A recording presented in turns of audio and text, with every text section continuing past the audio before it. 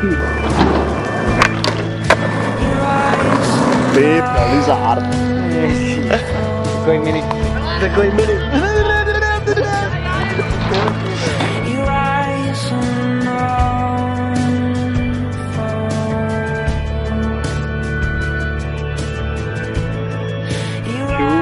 Tady Abek, Metropole Smržovka. Chtěl bych poděkovat hlavně Benimu za střih, za natáčení, rodičům za vysokou podporu od začátku vlastně, co jezdím na skateu, vlastně už od narození. Pak chci poděkovat všem kámošům z Jablonce za dobrý skateboarding, klukům z Bíliny, z Chomutova a klukům z Hamru, který platí dluhy s travenkama. No a chci ještě poděkovat Verče, protože chápe, proč jsem tolik času na skateu. No, to je asi všechno.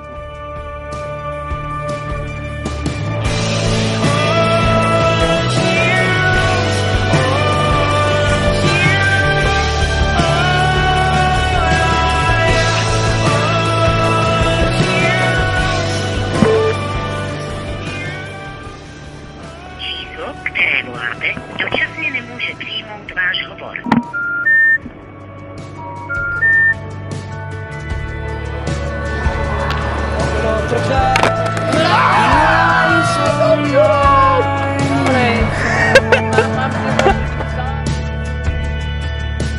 Čau, ty vole.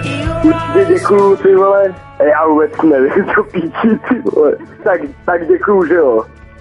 Neotřepaná fráze, děkuju JBC. To je jasný.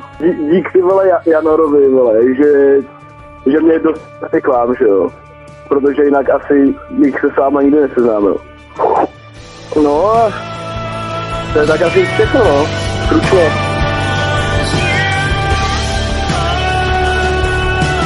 Díky, tyhle mámě, tátovi, Benimu, kámošům a to je všechno, no. Ty šárko smrchote. Takže kámo, přílišná oddanost ideálů končí tím, že v rámci boje proti alkoholismu zastřelíš dítě se sáčkem rumových pralinec. Čau. Jus. Ahoj se.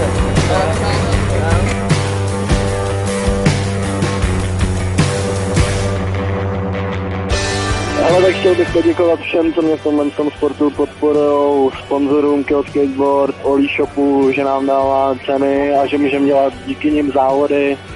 Chtěl bych poděkovat Jablonecký bandě za tour a za nejlepší zážitky s nima, Daveovi, tobě, že se mnou točíš a že máš se mnou nervy točit, Rostovi za hustý fotky a Beckovi, Richardovi, že mi dávají věci furt nějaký a můžu jezdit furt. Nemocnicím, že mě dávají vždycky dokupy, že díky nim můžu jezdit, rodině, mámě, že vždycky dohání školu se mnou, svý přítelkyni chci poděkovat hrozně moc a všem, co si se mnou rádi zajezdějí a hecnou se. Díky moc, ahoj.